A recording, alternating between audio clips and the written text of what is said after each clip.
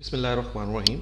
Today we are going to learn Alif and Alif else if statements. It is a part of if statements. Let's start with this. If Alif statements used to show a multi-way decision based on several conditions. Condition वही हैं, either वो true होगी या false होगी, logical condition. It's mean if the previous condition were not true, then try other condition and so on. इसका मतलब है कि अगर हम इफ़ की स्टेटमेंट देते हैं और उसकी वो कंडीशन ट्रू नहीं होती और फॉल्स है तो फिर वो नेक्स्ट कोई और जो है कंडीशन उसको चेक करे, देन सो ऑन, फिर कोई और कंडीशन दी उसको चेक करे जब तक कि उसको करेक्ट आंसर मिल नहीं जाता। तो हमारे पास ऑप्शन है कि हम मल्टी वे में डिसीजन करवा सकते हैं।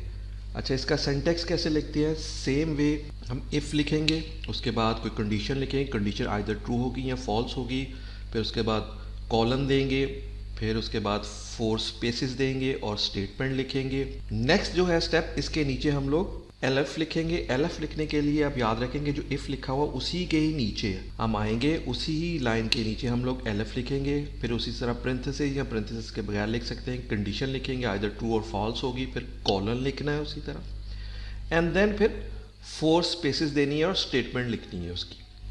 इसी तरह हम मल्टी वे में यानी कि एक से ज़्यादा भी ले सकते हैं ऑप्शन। फिर मैं एलएफ लिखता हूँ, फिर मैं कंडीशन लिखता हूँ और उसकी फिर मैं स्टेटमेंट लिखता हूँ और उसको इसी तरह ही लिखेंगे, यही रूल को फॉलो करेंगे।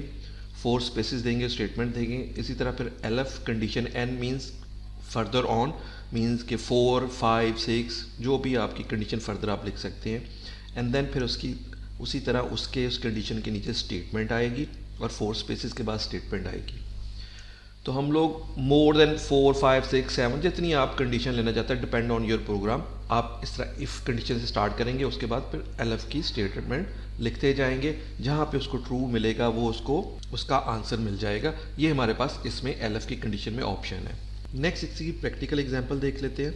लाइक मैं एक वेरिएबल लेता हूँ मार्क्स और इक्वल टू मैं उसके आगे मार्क्स या कोई वैल्यू स्टोर करता हूँ। मैं कहता हूँ 75, मैंने उसको स्टोर करवा दिया। फिर मैं लिखूंगा इफ़ कंडीशन, मैं लिखता हूँ if marks is greater than और इक्वल टू 80, मीन्स इसका मतलब ये है कि जो मार्क्स हैं वो 75 दिए हैं तो ये वो लिखेगा 75 ग्रेटर देन और इक्वल टू 80, कॉलन लिखेंगे और उसके बाद हम लोग स्टेटमेंट प्रिंट कराएंगे 4 स्पेसेस के साथ, print your grade is a. इसका मतलब है अगर तो 75 जो है वो ग्रेटर देन 80 है या इक्वल है तो वो हमें प्रिंट करते ग्रेड ए है इसका, क्योंकि मुझे मोर देन ऑप्शन और चाहिए इसके लिए आंसर के लिए। तो फिर मैं कहता हूँ फिर नेक्स्ट जो मैं एलएफ की स्टेटमेंट लिख लेता हूँ। मैं कहता हूँ एलएफ सेम वे मैं लिखूँगा मार्क्स ग्रेटर देन और इक्वल टू 70 और कॉलन लिखता हूँ। अगर मैं कहता हूँ कि अगर तो मार्क्स जो है वो 70 से अबव हैं और ग्रेटर देन है या इक्वल हैं तो फिर मुझे ये प्रिंट कर दे योर ग्रेड इज़ बी। इसी तरह फिर मैं फर्दर मोर ऑप्शन चाहता हूँ तो मैं एक और स्टेटमेंट लिख देता हूँ, वो मैं लिखता हूँ एलएफ मार्क्स ग्रेटर देन और इक्वल टू 60, कॉलन के साथ उसको क्लोज करता हूँ एंड देन फिर प्रिंट करवा दो मुझे ये स्टेटमेंट। ठीक है, तो ये मेरे पास अब 3 ऑप्शन आ गई हैं। अब इस प्रोग्राम को अगर मैं रन करता हूँ तो उस कंडीशन में क्या होगा? उस कंडीशन में ये होगा कि वो चेक करेगा जो 75 मार्क्स दिए हुए वो 75 ग्रेटर देन इक्वल टू 80 हैं, तो ये 75 और तो 80 से ना तो ग्रेटर है ना इक्वल है, तो इस स्टेटमेंट को इग्नोर करेगा। फिर वो नेक्स्ट स्टेप पे आएगा, नेक्स्ट में वो चेक करेगा 75 greater than and equal to 70 है, यस ये क्योंकि 75 जो है 70 से ग्रेटर देन है तो वो इस स्टेटमेंट को प्रिंट कर देगा। अब उसके बाद कोई भी एलएफ की स्टेटमेंट है वो उसको इग्नोर करेगा, उसको रीड नहीं करेगा। यहीं पे उसको आंसर मिल गया है तो वो इसको आंसर हमें ये प्रिंट कर देगा। उसके बाद कोई भी जितनी भी आपने 2, 4, 5, 6 फर्दर भी आप लोगों ने अगर एलएफ की स्टेटमेंट्स लिखी हुई हैं तो वो उसको रीड ही नहीं करेगा, उसको एग्जिट कर जाएगा। तो इस तरह जो एलएफ की स्टेटमेंट है वर्क करती है। अभी एक और एग्जांपल ले लेते हैं। अगर मैं कहता हूँ मार्क्स 63 हैं तो इस कंडीशन में क्या होगा? सेम स्टेटमेंट्स लिखी हुई हैं, इस कंडीशन में क्या करेगा? वो पहले फर्स्ट वन चेक करेगा, 63 80 से छोटा है, इसको नहीं लिखेगा। फिर 63 70 से भी छोटा है, वो इसको भी नहीं लिखेगा। फिर वो देखता है 63 60 से बड़ा है तो फिर वो करेगा, क्योंकि लिखा हुआ मार्क्स ग्रेटर देन और इक्वल टू 60 जो से 63 बड़ा है तो वो इसको प्रिंट कर देगा। एक और हम लोग ऑप्शन देख लेते हैं। अगर मैं लिखता हूँ मार्क्स 91, फिर वो क्या करेगा, इस कंडीशन में क्या करेगा, वो देखेगा marks greater than equal to 80, यानी कि 91 जो है वो ग्रेटर देन इक्वल टू 80, यानी 80 से भी बड़ा है और इससे इक्वल भी नहीं है। तो दोनों और होती है ऑप्शन, तो इसलिए वो 91 बड़ा है, तो हमारे पास वो जो फर्स्ट होगा ये राइट स्टेटमेंट है, ये कंडीशन ट्रू है, तो वो इसको प्रिंट कर देगा। और उसके बाद जितनी भी आपने एलएफ की स्टेटमेंट लिखी है वो सारी की सारी वो उसको इग्नोर करेगा और एग्जिट कर जाएगा।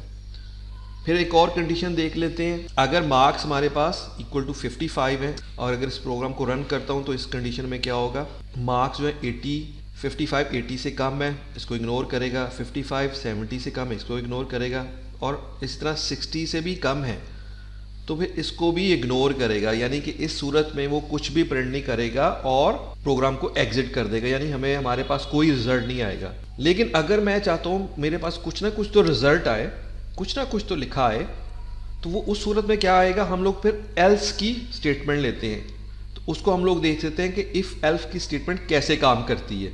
इफ एल्स की स्टेटमेंट कैसे काम करती है, if else statement used to show a multivariate decision based on several conditions. It's mean if all previous conditions were not true then use else condition, यानी कि अगर मेरी previous जितनी भी conditions हैं वो true नहीं है, wrong आई हैं, तो फिर else की condition यानी कि फिर इसका आंसर else में लिख देंगे हम लोग कि कम से कम ये तो मेरा आंसर हो। इसका हम सिंटैक्स कैसे लिखते हैं, सेम ही वे से लिखेंगे, if condition statement, else condition to statement, इसी तरह मैंने else थर्ड स्टेटमेंट दे दी है। और उसके बाद फिर हम लोग लिखेंगे एल्स और कॉलन डालेंगे और लिखने के बाद फिर स्टेटमेंट लिखेंगे। इस सूरत में क्या होगा, वो सारी कंडीशन चेक करेगा, अगर उसे कोई ट्रू नहीं मिलती तो देन फिर एल्स वाली जो है वो फाइनली प्रिंट करवा देगा। सेम एग्जांपल दी हुई है।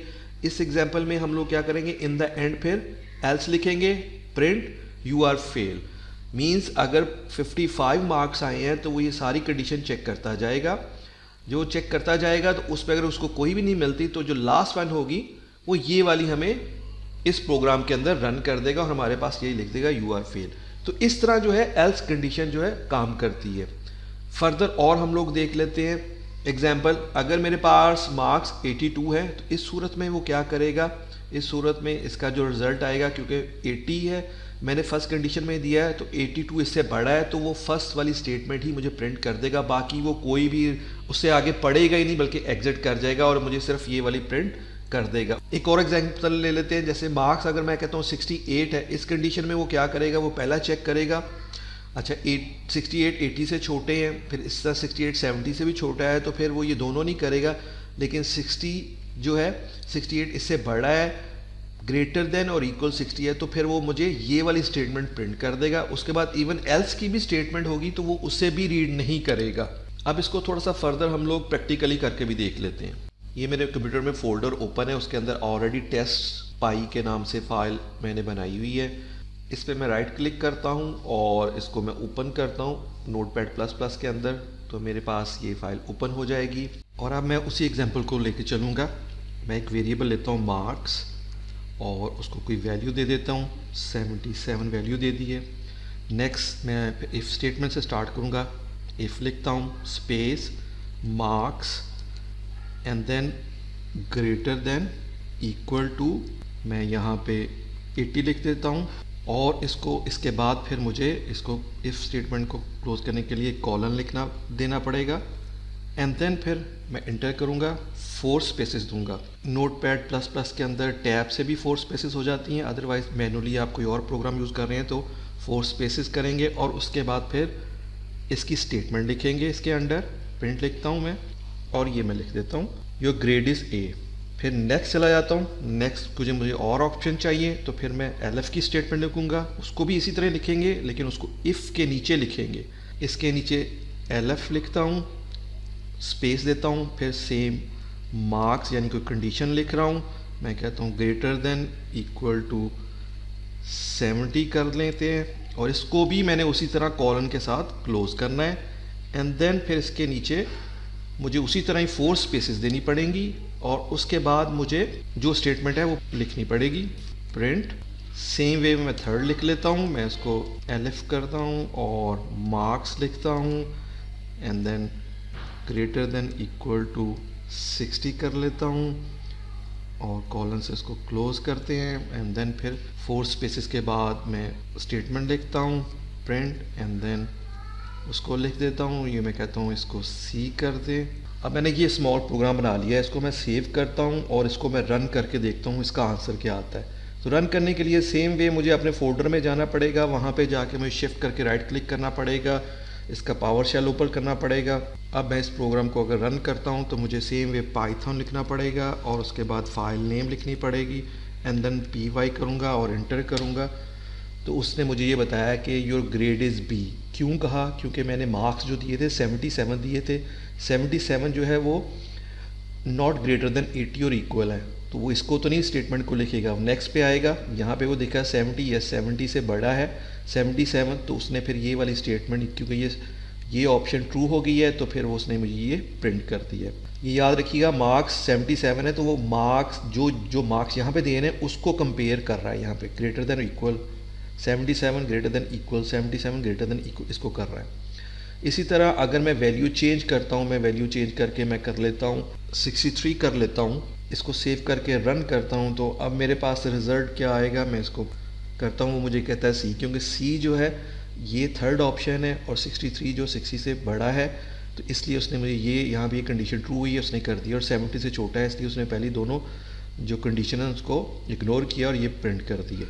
इसी तरह अगर मैं यहाँ पे वैल्यू कर देता हूँ 80 से ऊपर लिख देता हूँ, 87 कर देता हूँ, सेव करके इसको मैं अगर प्रिंट लेता हूँ तो मेरे पास वो कहता है ग्रेड है, क्योंकि 80 से ऊपर है तो उसने फर्स्ट वाली देखी है उसी को उसने प्रिंट कर दिया, रिमेनिंग जो भी है उसने उसको इग्नोर कर दिया।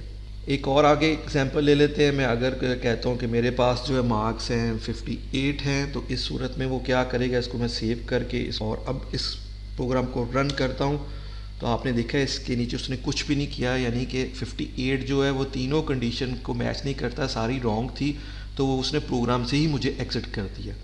यहाँ पर फिर हम लोगों ने अगला स्टेप किया था कि हम लोग एल्फ के बाद एल्स की स्टेटमेंट भी ले लेते हैं। एल्स वो स्टेटमेंट होती है कि अगर कोई भी कंडीशन नहीं पूरी हो रही तो फिर एल्स के अंदर जो स्टेटमेंट लिखेंगे वही फाइनल स्टेटमेंट, यानी वही वो प्रिंट कर देगा। उसके लिए करना क्या पड़ेगा, मुझे सिंपल यहाँ पे सेम वे मुझे उसी के नीचे एल्फ जैसे लिखा है प्रिंट, उसके नीचे मुझे एल्स लिखना पड़ेगा और उसके बाद कॉलन देना पड़ेगा एंड देन फिर मुझे इसके बाद उसी तरह मुझे 4 स्पेसेस देनी पड़ेगी। टैब प्रेस करता हूँ, 4 स्पेसेस हैं, जो स्टेटमेंट प्रिंट करानी है एल्स की वो मैं लिखूँगा। मैं लिखता हूँ प्रिंट एंड देन फिर मैं उसको लिख देता हूँ यू आर फेल, और इसको मैं अब सेव करता हूँ प्रोग्राम को और इसको रन करके देखता हूँ। सेम प्रोग्राम है, 58 मार्क्स हैं, और अब अगर इसको मैं रन करता हूँ तो वो मुझे कहता है यू आर फेल, बिकॉज 58 जो है वो ना तो इस कंडीशन में लाई कर रहा है, ना यहाँ पे लाई कर रहा है, ना यहाँ पे लाई कर रहा है, इसलिए तीनों स्टेटमेंट जो है रॉन्ग हो गई है। तो फिर उसने एंड में जो भी एंड में इसमें कंडीशन नहीं हो तो भी उसकी स्टेटमेंट है वो प्रिंट कर दी है। इसी तरह अगर मैं यहाँ पे मार्क्स अगर चेक करता हूँ कि अगर मैं कहता हूँ मेरे पास 74 मार्क्स हैं, तो उसको मैं सेव करता हूँ, तो उस सूरत में वो क्या करेगा, अब मैं इसको प्रिंट करवाता हूँ, कहता है your grade is B, because 74 जो है वो 70 से बड़ा है, तो 80 से छोटा है, तो फर्स्ट वाली तो इग्नोर करेगा, सेकंड वाली जो ऑप्शन है वो उसने कंडीशन जो है वो ट्रू है तो उसने उसको प्रिंट कर दिया। उसके बाद जितनी भी स्टेटमेंट्स है इवन के एल्स वाली स्टेटमेंट भी उसने उस सबको इग्नोर किया है और ये वाला जो है योर ग्रेड इज़ बी मुझे प्रिंट कर दिया है। एक और एग्जांपल ले लेते हैं, जैसे आप कहते हैं कि इसको मैं मार्क्स कर लेता हूँ, मेरे पास 69 मार्क्स हैं, इसको सेव करता हूँ तो इस कंडीशन में सी आना चाहिए, वो मुझे मैं इसको दोबारा रन करता हूँ तो मुझे कहता है योर ग्रेड इज सी। तो इस तरह एल्फ और एल्फ एस स्टेटमेंट जो है वो काम करती हैं। अभी इसको मैं फर्दर एक और प्रोग्राम लिख लेते हैं, इसी को ही बढ़ा लेते हैं कि अगर हम लोग इनपुट के साथ करना चाहें तो उसमें कुछ भी नहीं करना पड़ेगा, मुझे सिर्फ यहाँ पे मार्क्स के आगे इनपुट्स देनी पड़ेगी। तो मैं यहाँ पे इनपुट ले लेता हूँ और उसके बाद मैं लिख देता हूँ इंटर योर मार्क्स, इसको क्लोज कर देते हैं, यही किया है। लेकिन क्योंकि मार्क्स लिया है तो मार्क्स जो है वो जब यहाँ पे इनपुट ले रहे हैं वो बेसिकली स्ट्रिंग में ले रहा है, यानी टेक्स्ट में लेगा, तो मुझे एक्चुअली जो कंपेयर करवाना है वो बाय डिफ़ॉल्ट स्ट्रिंग में ले रहा है, तो मुझे इंटीजर में करवाना चाह रहा हूँ, तो फिर मैं मैं फोर्सली उसे कहूँगा कि जो भी इनपुट ले वो इंटीजर में ले, तो उसके लिए मुझे पहले इंटीजर लिखना पड़ेगा और इस तरह फिर मुझे एक और ब्रैकेट देके उसको क्लोज करना पड़ेगा, तो वो इस तरह इनपुट जो इंटीजर में ले लेगा। और प्लस क्या करना पड़ेगा, मुझे साथ में चाहता हूँ मैं प्रिंट भी करवाऊँ, जो भी जहाँ पे कंडीशन आ रही है उसके आगे जो इनपुट दिए वो प्रिंट भी हो। तो उसके लिए क्या है, वो मुझे हर कंडीशन को जहाँ पे मैं प्रिंट करवा रहा हूँ उसके आगे फिर यहाँ पे जैसे मैं कॉमा दूंगा और उसके आगे फिर मार्क्स लिखूँगा। सिंपल ये करना पड़ेगा। इसी तरह फिर मैं यहाँ पे कॉमा दूंगा और मार्क्स लिखूँगा। वेरिएबल जो मार्क्स है वो उसकी जो भी वैल्यू आप इनपुट करेंगे वो यहाँ पे आ जाएगी, तो इसलिए मैं चारों जगह पे यही लिख रहा हूँ, कॉमा दे के मार्क्स कर रहा हूँ और इसको मैं अब सेव कर लेता हूँ। हम लोगों ने सिंपल कुछ भी नहीं किया, उसी प्रोग्राम के अंदर इनपुट लेना चाह रहे हैं तो इनपुट को मैंने यहाँ पे लिख दिया है यूज़र की इनपुट लेने के लिए, और उससे पहले मैंने इंटीजर इसलिए लगा दिया है। अब ये देखिए ये दो ब्रैकेट है, इंटीजर की एक ब्रैकेट है, उसने कंप्लीट यहाँ तक ब्रैकेट है और उसके अंदर फिर इनपुट की ब्रैकेट है और उसके अंदर मैंने लिया है इंटर योर मार्क्स। ये मैंने अपने रिमार्क्स दिए हैं ताकि वो ये प्रिंट होकर दिखा सके। अब मैं इसको सेव करके अगर रन करता हूँ, मैं आपको दोबारा से इसको क्लियर करके दिखाता हूँ, रन करके हम देख लेते हैं। अब मैं इस प्रोग्राम को रन करता हूँ तो वो मुझे कह रहा है इंटर योर मार्क्स, यानी कि कोई अपने मार्क्स इंटर करे। अब मैं जो भी मार्क्स इंटर करूंगा वो उसी की बेस पे वो यहाँ से इसको कैलकुलेट करके रिजल्ट करके मुझे बताएगा। जैसे मैं कहता हूँ मेरे मार्क्स जो है 75 है, मैं इंटर करता हूँ, वो कहता है योर ग्रेड इज़ बी।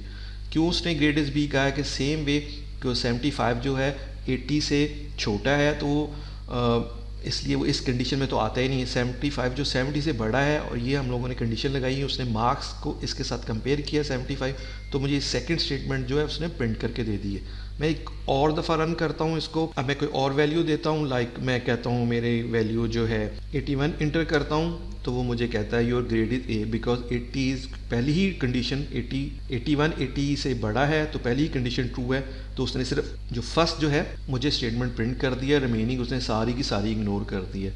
एक दफ़ा और रन करके देख लेते हैं। अगर मैं कहता हूँ कि मेरे मार्क्स जी 52 हैं और इसको इंटर करता हूँ, तो वो कहता है यू आर फेल, बिकॉज ये तीनों की तीनों उसके बाद जो स्टेटमेंट है 80, 70, 60, ये तीनों उसने इसके कंडीशन चेक की, इसमें वो कहीं पे भी नहीं आ रहा, ये तीनों रॉन्ग थी, तो फिर एल्स में जो भी आ गया उसने वो मुझे प्रिंट कर दिया। अच्छा, इस तरह की काफ़ी एग्जाम्पल है, आप उसको घर में पाइथन के अंदर ट्राई कर सकते हैं और इस तरह एलएफ, एलएफएस इफ स्टेटमेंट्स के अंदर काम करती हैं। अच्छा, नेक्स्ट मैं एक चीज़ यहाँ पे बताना चाह रहा हूँ, बहुत ज़रूरी है कि nested if versus LF statement के अंदर डिफरेंस क्या है। ये थोड़ी सी कन्फ्यूजन होगी, इसलिए मैं इस चीज़ को क्लियर करना चाह रहा हूँ। नेस्टेड इफ़ में क्या होता है, हम कोई वेरिएबल लेते हैं, उनको वैल्यू देते हैं, फिर इफ़ स्टेटमेंट यानी कंडीशन लिखते हैं, फिर उसके बाद उसकी स्टेटमेंट लिखते हैं, फिर उसका चाइल्ड इफ़ लिखते हैं, फिर उसका ग्रैंड चाइल्ड लिखते हैं। इसी तरह नेक्स्ट से नेक्स्ट इफ़ लिख सकते हैं। इसमें और एलएफ में फिर फ़र्क क्या है? फ़र्क ये है कि नेस्टेड इफ़ के अंदर वो चेक करेगा कंडीशन, अगर पहली कंडीशन फॉल्स हो जाती है तो उसके बाद वो उसको रन ही नहीं करेगा, आगे कोई भी जितनी भी आप लोगों ने इफ़ की स्टेटमेंट्स दी है उसको वो एग्जिट कर जाएगा, उसको रीड ही नहीं करेगा। लेकिन एलएफ की सूरत में क्या होता है, एलएफ में क्या होता है, अगर फर्स्ट वैल्यू फॉल्स हो जाती है तो वो कोई मसला नहीं, वो फिर नेक्स्ट वैल्यू को चेक कर लेता है, फिर उससे नेक्स्ट वैल्यू को चेक कर देता है, जहां उसको वैल्यू करेक्ट मिलती है वो उसको प्रिंट कर देता है। नेस्टेड इफ़ में ऐसे नहीं होता। ये नेस्टेड इफ़ और एलएफ के अंदर ये डिफरेंस है। I hope you understand. If you like this video, kindly share with your friends and please subscribe this channel. Thank you.